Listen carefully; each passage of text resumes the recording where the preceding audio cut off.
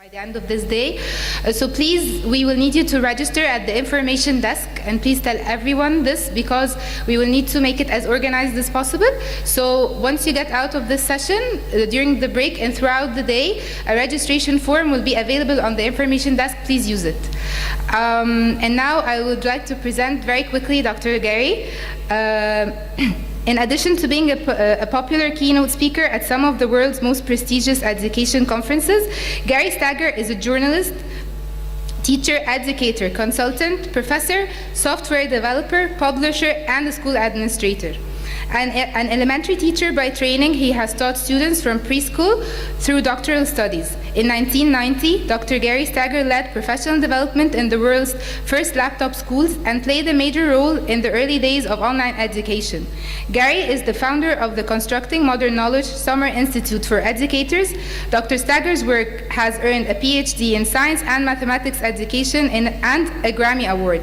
Please welcome Dr. Gary Stager.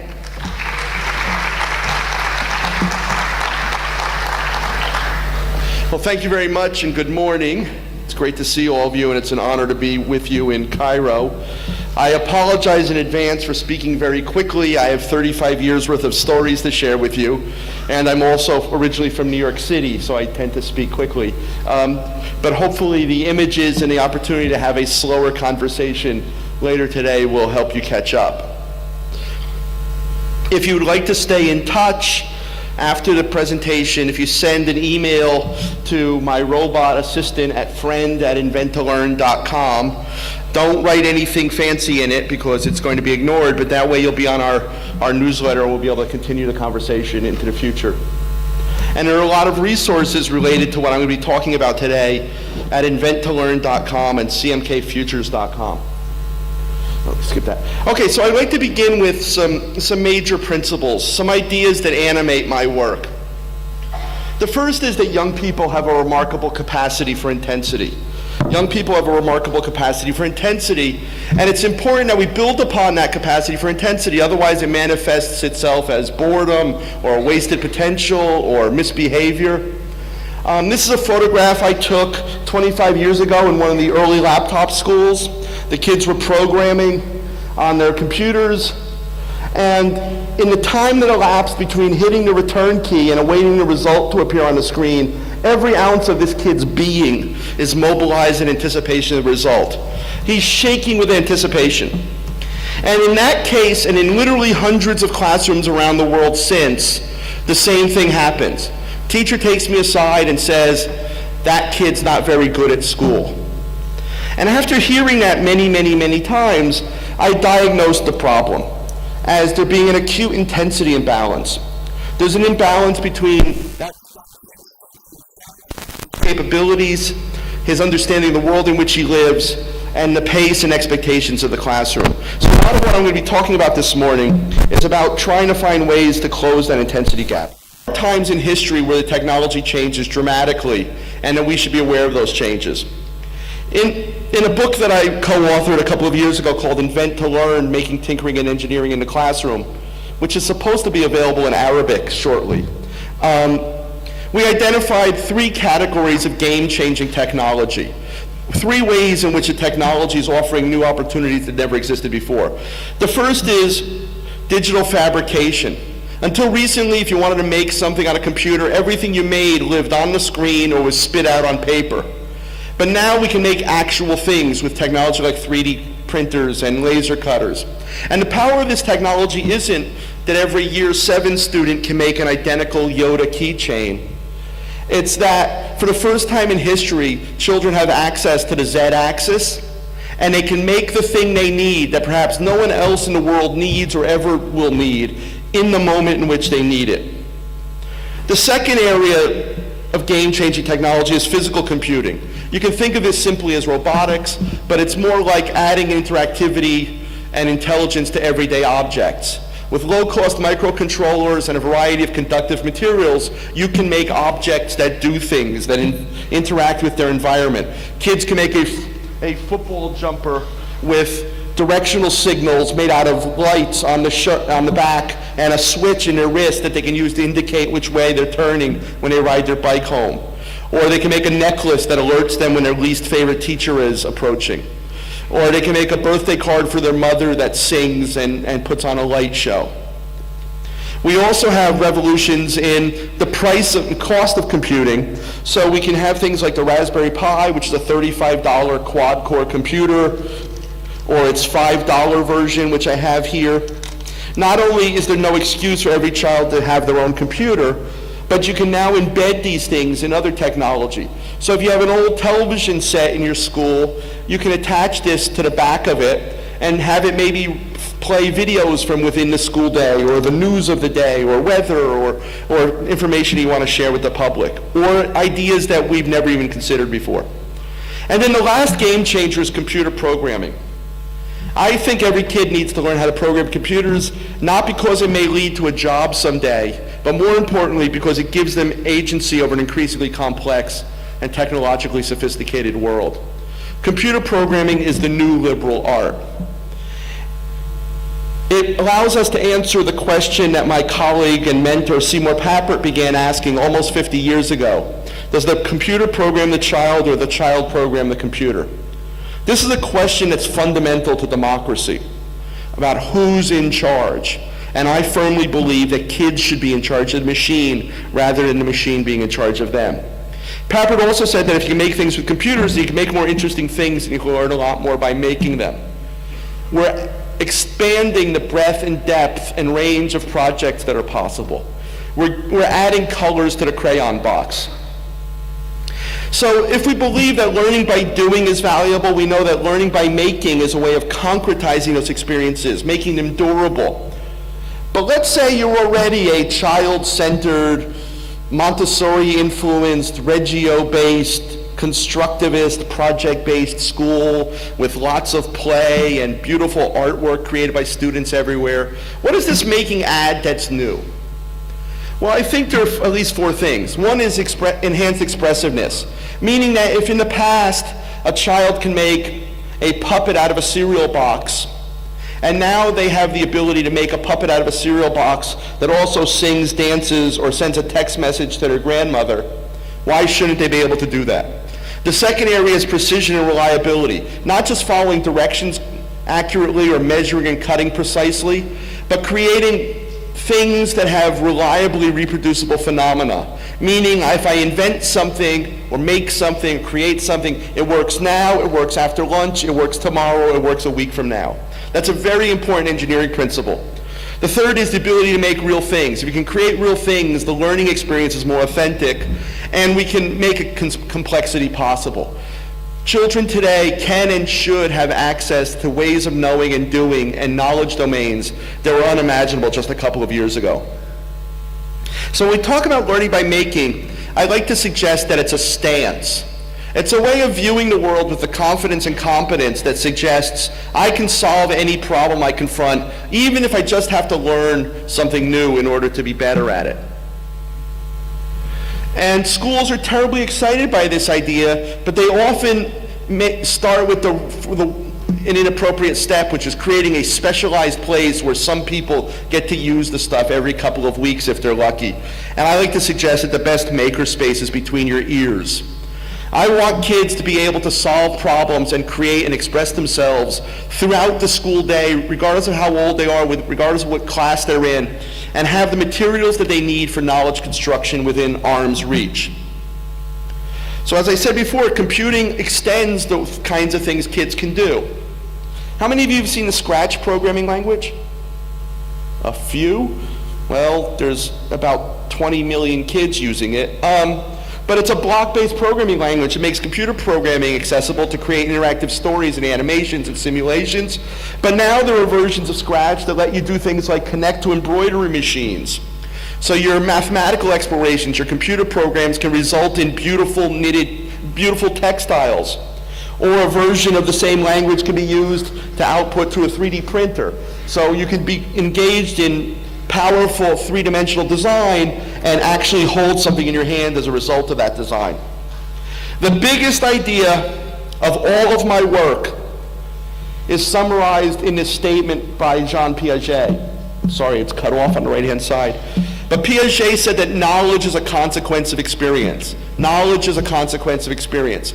There is no substitute for experience. There's a growing body of research out of places like Stanford University that's demonstrating that if the kids have an experience, work out a project, before they attend a lecture, watch a video, read a book, their understanding will be deeper than if they had reversed the process. And I would suggest that in a lot of cases, and you're going to see some examples of this during my talk, that experience can actually replace instruction. So the best thing we can do as educators is to prepare kids to solve problems that we've never even imagined. The world is going to be a very different place for them, and they're going to need to solve problems in ways that never occurred to us. Because fundamentally, children are competent. When they're making things, they tell us that they view the world differently, that they have a confidence, that they have a new set of epistemological lenses with which to view themselves and the materials they work with in the world in which they live. Here's a video of two 11-year-old boys working with Lego robotics materials. Watch the blonde kid. Like a boss!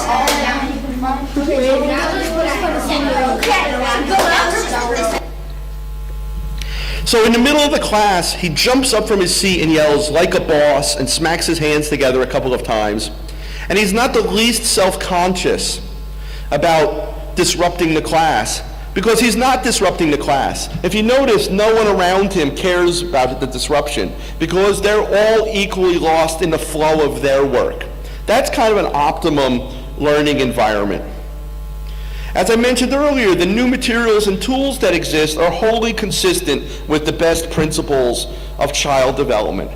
They're not a dystopian view of replacing teachers with computers. Any teacher who thinks they can be replaced with a computer probably should be.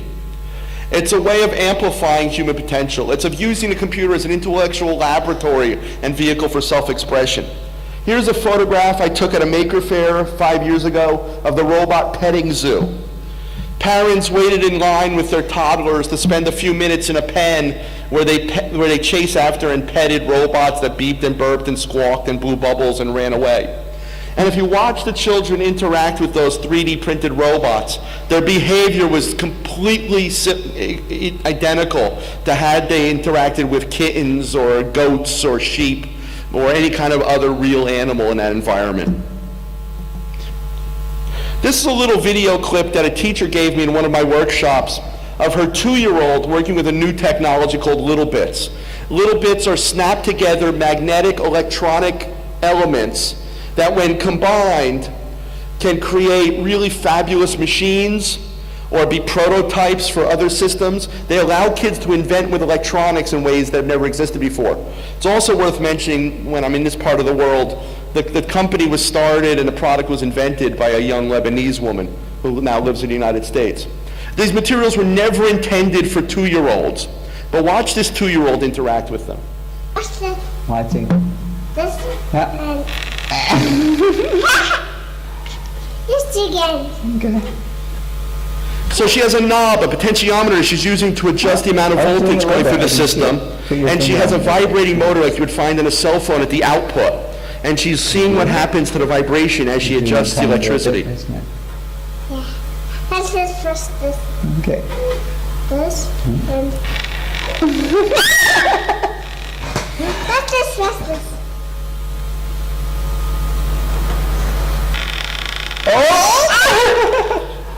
So she's being an engineer. If we think of engineering as the concrete manifestation of theoretical principles, that we have some hypothesis, we communicate it to the materials. If we're successful, we're inspired to test a larger hypothesis, ask a deeper question, decorate, embellish. If we're unsuccessful, we engage in some debugging processes. But who in society gets to be an engineer? The people who have suffered successfully through 12 or 14 years of school abstraction. I would argue that kids who have these kinds of experiences early on in their education are provided with a much richer context for learning even the existing math and science curriculum that we think is important for kids. So this very same technology can be used at a much more advanced level to create things like this. Let's reinvent what we already have. This is the cloud bit. It can make any dumb thing an internet-connected smart device. You can talk directly to your things and not be crazy. Because now, they'll talk back. So whether you're recreating the most popular things,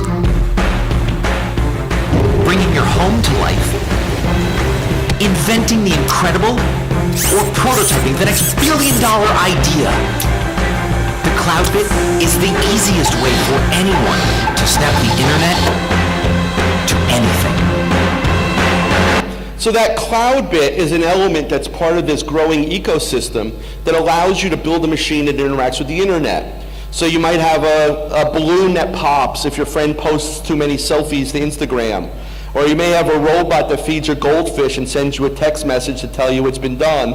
Or you send a text message to remind your robot to feed your goldfish.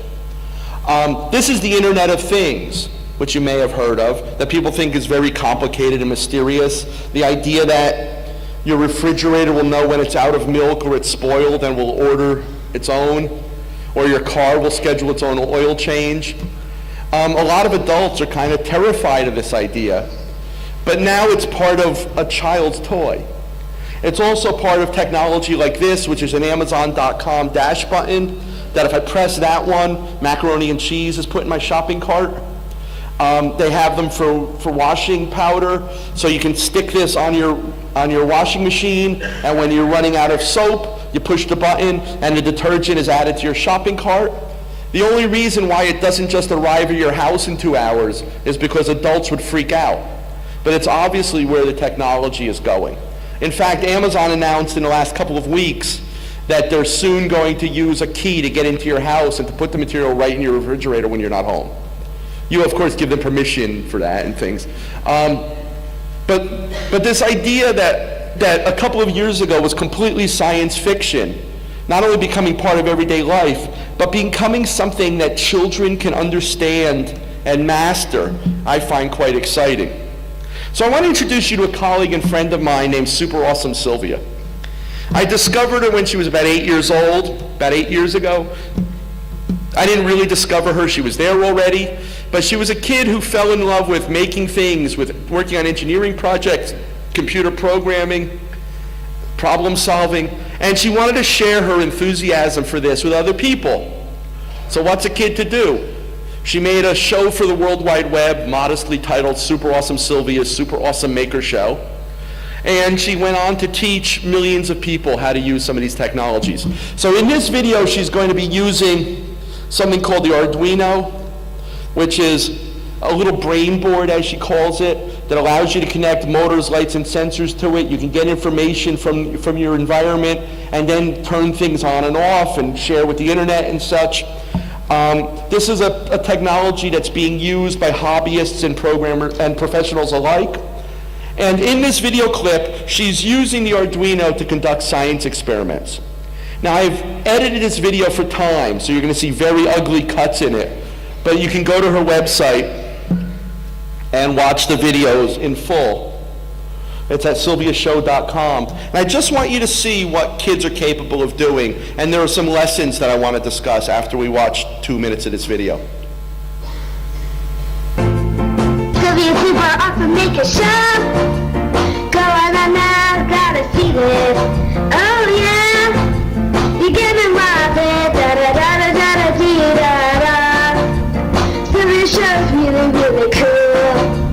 Go on now, gotta see this. Oh yeah, you're gonna love it. Da da da da da da da da dee da. Sylvia, super awesome, make a show. Yeah.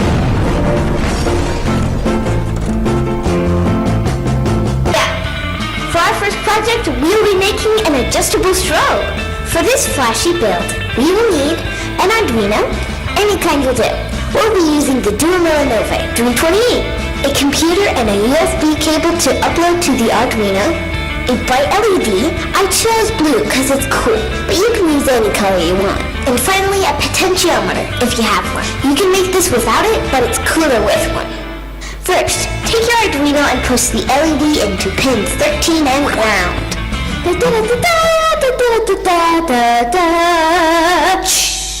Now it's time for SmartBot's Thinking Lab, where we try to explain how things work. LEDs, or light-emitting diodes, are really just diodes that emit light. Electricity will only flow through them in one direction. When electricity flows in the right direction, you get light. Right. Now take your potentiometer, take the first lead and plug it into 5 volts. Now take the last lead and attach it to ground. Then take the middle lead and push that into one of the analog pins. I chose pin 2 because it's the coolest of the analog pins. I'm cool.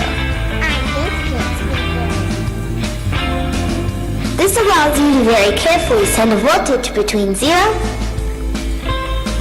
and 5 volts to analog pin 2.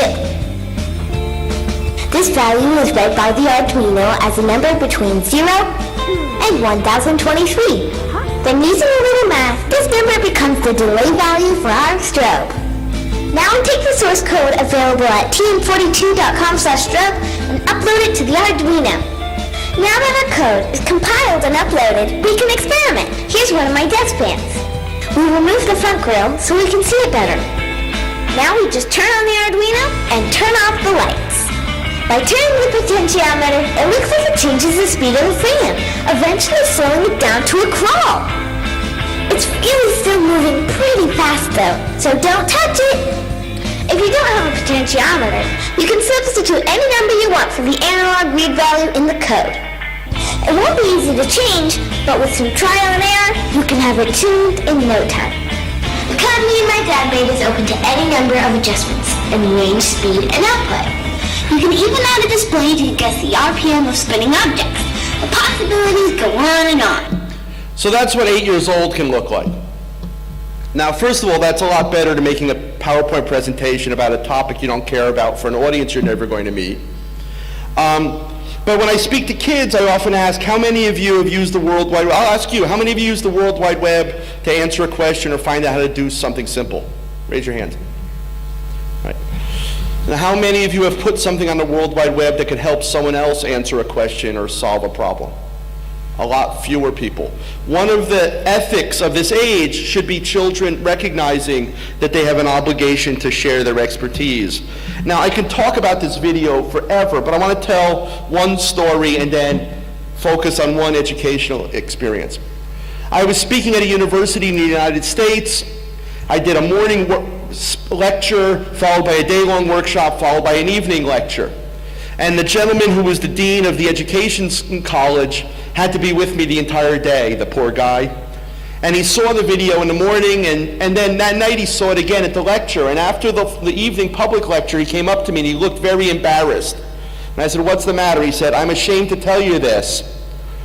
But you remember when I said earlier, knowledge is a consequence of experience?" He said, "This morning when I saw Super Awesome Sylvia's video, I had no idea what she was talking about." Many of you probably feel the very same way. But during the day, he spent a half hour with these materials and a colleague messing about with them. And he said, after I spent some time with them, when I saw the video again, everything made sense. Knowledge is a consequence of experience. But then there's an issue that's related to school. She says that the way you make your strobe pulse is by sending a voltage through the board, and the board can take between 0 and 5 volts, and the way you communicate how much voltage you want to go through the board is by writing a computer program in which you have to use a range of numbers between 0 and 1023. And then she just matter-of-factly says, then using a little math, you can determine the delay value for the strobe. That is the entire K-9 mathematics curriculum everywhere in the world. If a kid can solve that problem, they're well and truly on their way. I want to just grab a prop. And after Sylvia had created a number of these videos and had spoken all around the world, we helped her as the publisher. She published a book for children explaining how to do these kinds of projects. And yet she was embarrassed to share them with her school teachers. And I was confused by that and asked her if she was embarrassed because she had published more books than them. But when we meet parents of kids who are doing things like this, they don't just tell us that their children are bored in school. They tell us school is killing my child.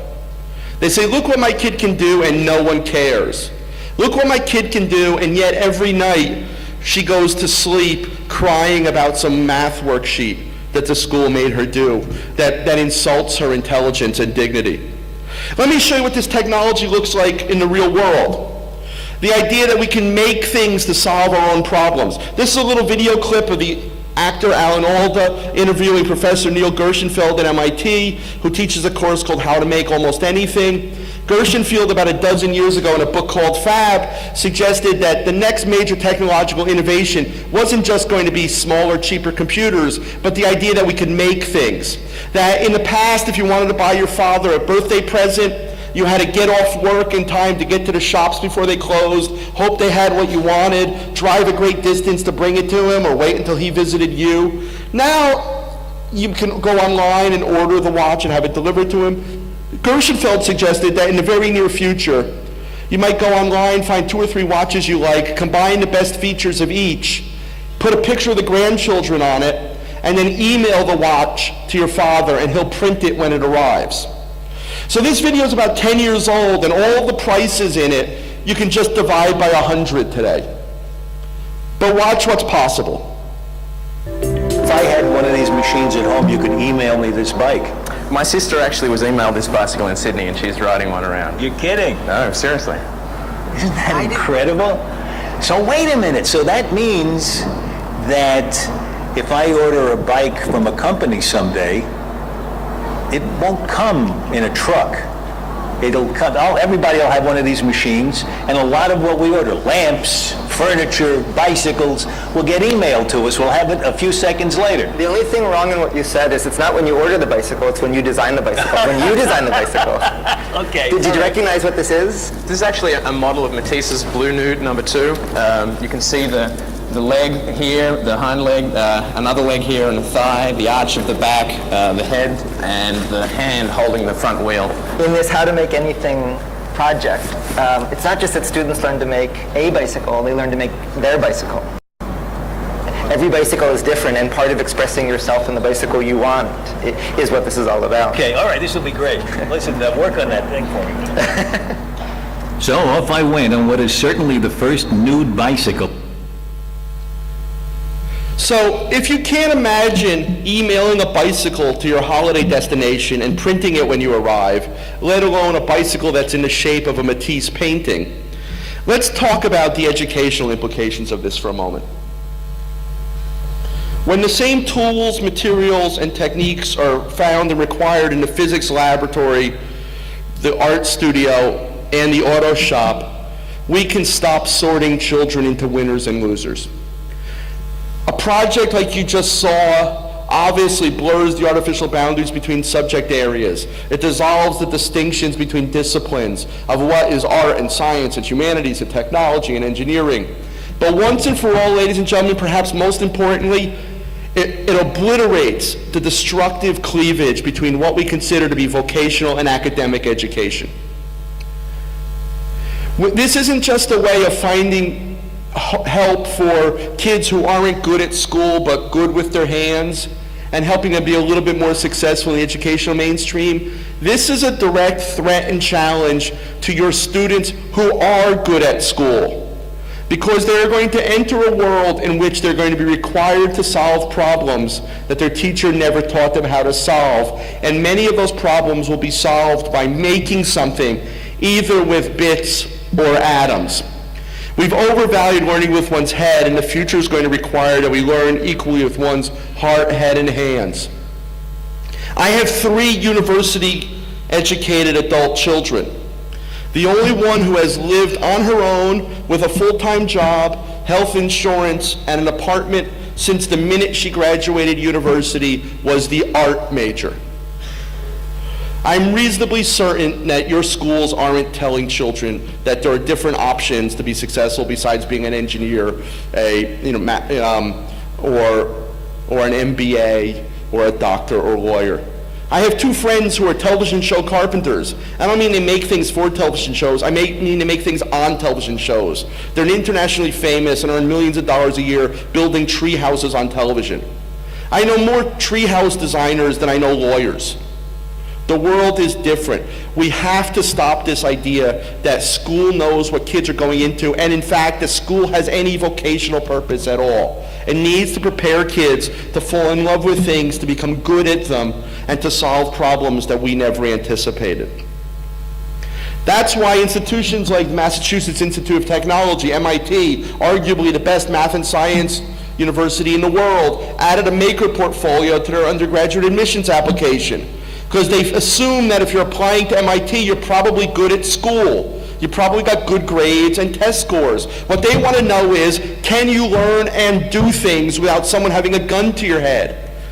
Do you have the habits of mind, of persistence, of creativity, of curiosity? Have you developed the social capital required to solve your own problems, even if there's no immediate return to you? So how do we get there?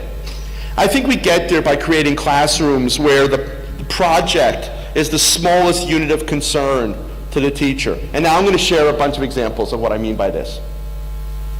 I'm obsessed with the question of what is the smallest seed we can plant that grows the most beautiful blossom, the largest garden. What's the least possible intervention a teacher can make in a carefully prepared environment to allow children to flourish? So I was working in rural America, and this was in the corridor of one of the schools. I thought it was a piece of nostalgia, an antique. It was a fully functional pencil dispenser that poor children who forgot a pencil could put $1 into it and get a pencil out of it, and then one of the teachers would put new pencils in it and take the money home with them. And they were looking for ideas for projects in their school, and I suggested, being a wise guy, why don't you just line the corridors of the school with silly vending machines? And I thought, that's not such a silly idea. So a couple of weeks later, I was doing a workshop for teachers, and I had a lot of technological materials like we've been looking at, and I said, make a vending machine. Now that's a great prompt, because everyone knows what it means, and if you make something that does that, it's a vending machine. But what if two came out? We need to fix it. What if I want to be able to choose a blue one or a black one? We can add that to it. Do we want it to be coin operated? Which coins? Does it make change? How do we know that they're Egyptian coins? Do we want to have a credit card swipe to make the machine work? That there's 1,000,001 ways that people can bring their own experience and ideas to the question of make a vending machine. In this workshop, a group of teachers had a giraffe, a stuffed toy giraffe, and they decided that they wanted to make their giraffe vomit gumballs, that candy would be shot out of the mouth of the giraffe. And they very quickly realized that puking gumballs was hard, but pooping them was a lot easier. And then this really wonderful discussion ensued about, I wonder if that's why babies don't come out your mom's head. Maybe gravity is involved in evolutionary biology. There's no way you could have written a curriculum that predicted the discussions that emerged from the simple act of asking, can you make a vending machine? I've done this workshop in places all over the world over the last couple of years, dozens and dozens of times, where I bring microcontrollers like Super Awesome Sylvie was talking about, and motors and lights and sensors and craft materials and recycled junk, and all I say to the teachers is, make a bird. Singing and dancing is appreciated. Sorry? And they start off by building things, and sometimes download music and choreograph the birds to dance with their robot, turning rotational motion into angular motion. They have sensors that respond to speech, and they make these beautiful machines, and they learn a lot by doing so. In fact, if we were to tick off boxes in the curriculum, there might be hundreds of objectives in math, science, engineering, technology that these teachers with no prior experience have demonstrated understanding of in 90 minutes, essentially 2 class periods. If they work through a 2-year scope and sequence organized curriculum, they might not be able to do something as sophisticated. Now, I should add that one of the key elements to this is that I always bring a kilo of feathers with me, because the feathers give them courage. It's no longer a box of electronic parts that look scary. It's now the potential to be a bird. But there's no correct answer. And I love when people come up to me and say, how much more time do we have? And I say, oh, about 20 minutes. And they say, okay, good, I think we'll make a beak. That if they have more time, the work gets better. Here's a video from Guadalajara, Mexico, a couple months ago.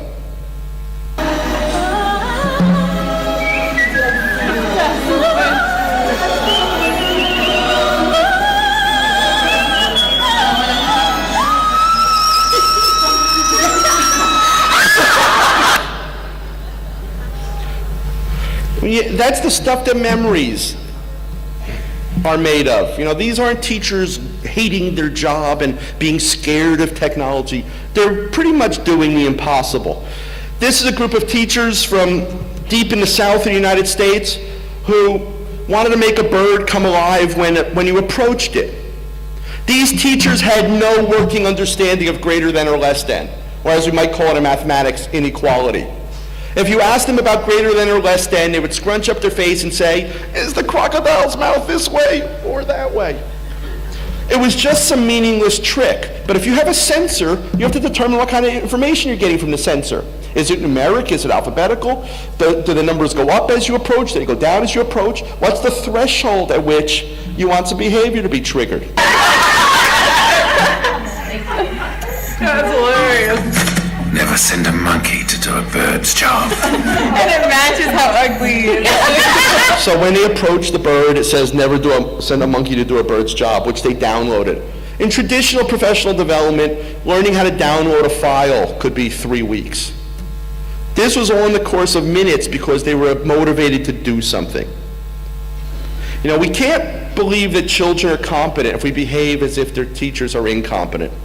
So about 11 years ago, I created a summer institute for educators that wanted to prove that teachers were competent, they wanted to prove that they could do the impossible, that they could learn to use technology, that they could learn to learn, and they could do so in a coercion-free environment where we asked them to take off their teacher hat and put on their learner hat.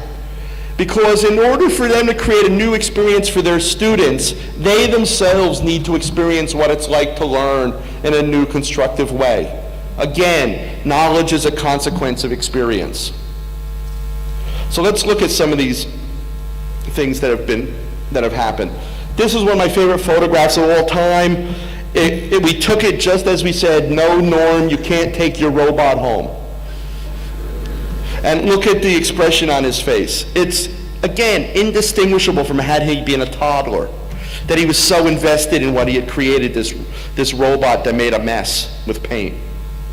Here's 2 projects created with something called the Makey Makey, which turns your entire world into a computer keyboard, where these teachers drew a digestive system and a circulatory system on a t-shirt. They used conductive thread in it, so thread that you can sew with, but it conducts electricity, so that when they pointed to a snap, a press stud, on their body, an animation or a web page would play explaining an anatomical system.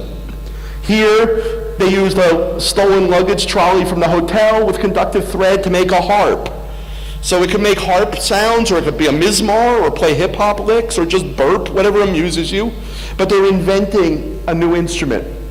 Here's a project a group of teachers built that waters a plant when it gets thirsty. They had to first make a simple machine to tilt a bottle of water. Once that was successful, they had to figure out, how do I know if a plant is thirsty? It can't tell me. So they realized that they put 2 nails in the soil connected to an Arduino microcontroller. When the soil is moist, there's less resistance when it's dry. It's just the same problem as that bird coming to life. And then once that worked, they still had some time on their hands, so they said, well, why don't we put a light sensor on the system so that it doesn't water during the daylight and the water evaporates. But the part that really excited me was when the teachers said, once we determined the distance that the nails needed to be apart, we sketched and 3D printed a nail separator. There isn't a store in Cairo that sells a nail separator. There isn't a store on earth that sells a nail separator. No one needs one but them. And the technology allows them to make that. And let me just say one more thing before I forget it. Parents haven't been all that welcome in our schools. We talk about parental engagement, but if you're an immigrant parent, if you had a poor school experience, if you're illiterate, if you work 3 jobs to send your kid to school and put a roof over their head, you might not be able to engage in the school all that productively. But those very same parents know how to make things. They know how to fix things. Everywhere you look in Egypt, you see people doing things that are impossible. For the first time in history, those parents can be involved in the schools as experts, helping kids learn things that will benefit them for a lifetime. This is a dress that dances to music, that responds to sound. And what's beautiful about that is, not only is that a nice STEM project, there's science, technology, engineering, computer science involved in that, programming. They also made a dress. In a couple days, they built a system that makes a dress come to life with music, but they also made a dress, which allows for a variety of interests and skills and talents to come together to create things that would have been impossible otherwise.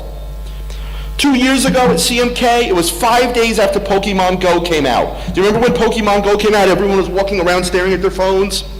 And we were being told by the news media that the smartest, most advanced computer scientists on Earth had created this technological revolution.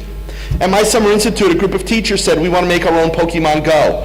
The voice in my head said, you're not going to be able to do it. But my experience knew that if I kept my mouth shut and they tried, if they were unsuccessful, they would modulate their expectations. They would do something a little simpler, but they would still learn a lot. Well, it turned out that someone in the room knew that there was a version of a block-based programming language called Tailblazer that has a GPS block that reports where you are on the planet. And once you have that, everyone can create their own Pokemon Go. Which meant 5 days after we were being told that the world's most advanced computer scientists had invented this remarkable thing, school teachers were making their own versions of it. That's what the technology is making possible. This year, a group of teachers wanted to make Fitbit shoes. You know, Fitbit keeps track of your steps when you exercise. This case, they decided, why doesn't it keep track of how much we walk in the shoe itself? And when we get to our goal, There we go, we're getting close. the shoes will perform a little dance party for you. You're almost at your reward. So at 50 steps, It's about to go there. Oh, there we go. That's awesome. Congratulations. then the lights all flash and they do this little thing. That's so cool.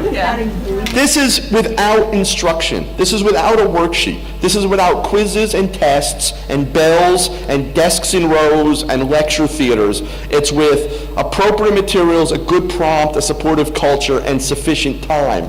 In 3 days, they did that. People like yourselves.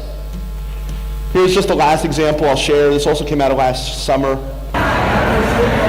Everyone loves drones. This group made a drone out of helium balloons. So we're taking high technology and combining it with timeless craft traditions and materials.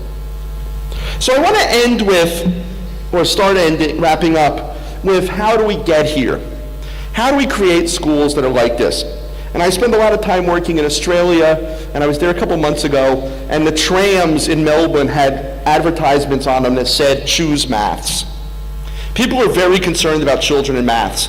In fact, once I was in a very high-level meeting in Australia where someone stood up and said, it is a matter of national security that so few students are taking advanced math subjects in our schools. And I responded, perhaps so few students are taking advanced math subjects because they're rational and they know that those courses are toxic and useless and irrelevant.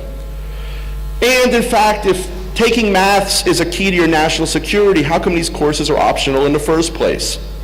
But let's talk about this one problem, because the failure to address the way mathematics is taught in school, I think, is emblematic of all the other problems that face us. The National Council of Teachers of Mathematics in the United States, hardly a radical organization, more than 25 years ago said that 50% of mathematics has been invented since World War II as the result of computing and the social sciences demand for number. And yet none of this mathematics is found in classrooms. And just because it's new doesn't mean it's the hardest or what you get to after you've been in school for 12 or 16 years. My colleague and friend, Conrad Wolfram, the computer scientist, mathematician and business leader, says in his TED Talk that we spend 106 human lifetimes a day teaching hand calculation. Now, I have an iPhone. Doing this in front of an audience in Cairo is very scary and dangerous, but I'm going to try it anyway. I'm going to hold the iPhone button down and tell Siri the following. I messed it up. Solve y equals 3x plus x cubed minus 17. Here's some information. It solved the problem. It gave me a graph. It shows all work. Don't tell your math teachers it's going to take them 400 or 500 years to catch up. Every device in your pocket is capable of doing that. When parents get upset about school math, they always complain about they went to the shop and someone didn't know how to make change. Well, guess what? No one makes change anymore.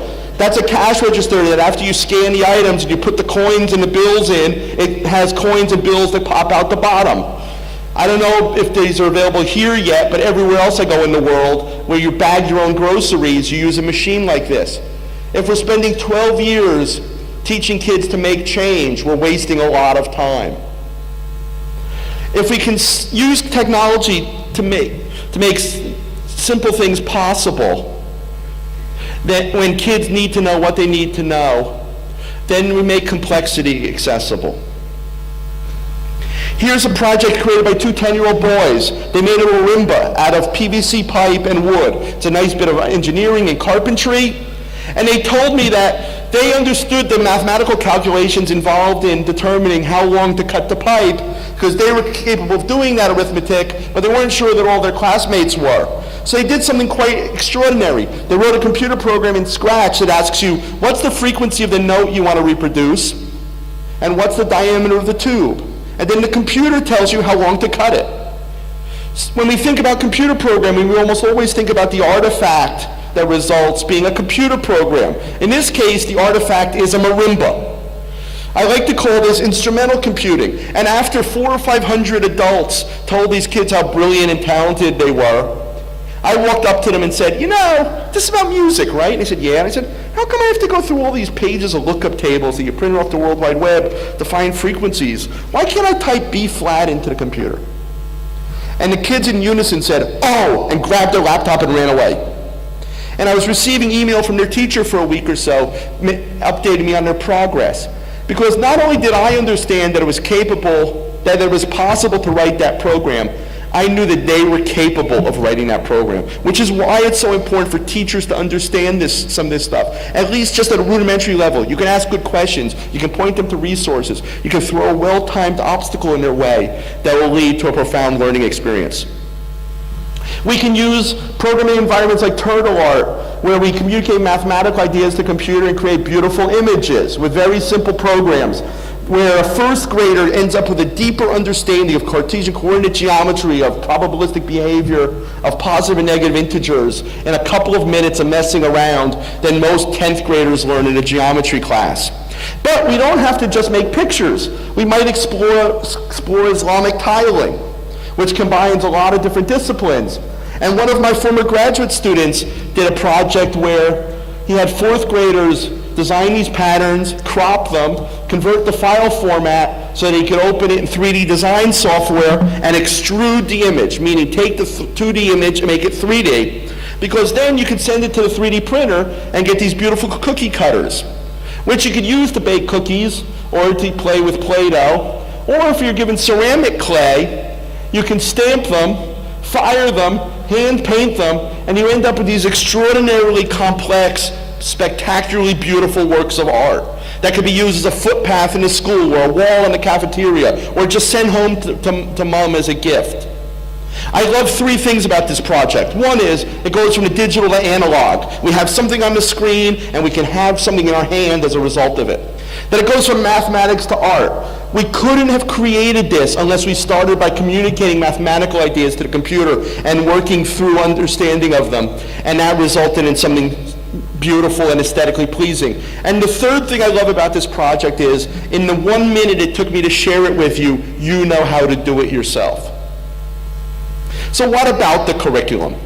Is it all I'm talking about fancy American arts and crafts, the kinds of nonsense you do at summer camp? Well, how about fractions? Fractions is a piece of stupidity we torture kids with for several school years. I was working in a school in Los Angeles where the 5th grade teacher had written on the whiteboard, learn numerator and denominator. It had been up there so long, you could no longer erase the board. We were going to have to either chip it off or throw it out. And I just had it. And I said to the kids, the first kid who writes a program that allows me to type any fraction into the system and draws me a graphical representation of it as parts of a circle, I'll take you out to lunch. 2 little girls handed me this program the next day that in fact does that. And what bugs me is all the curriculum expected of those kids was to know which vocabulary word was the top word and which was the bottom word.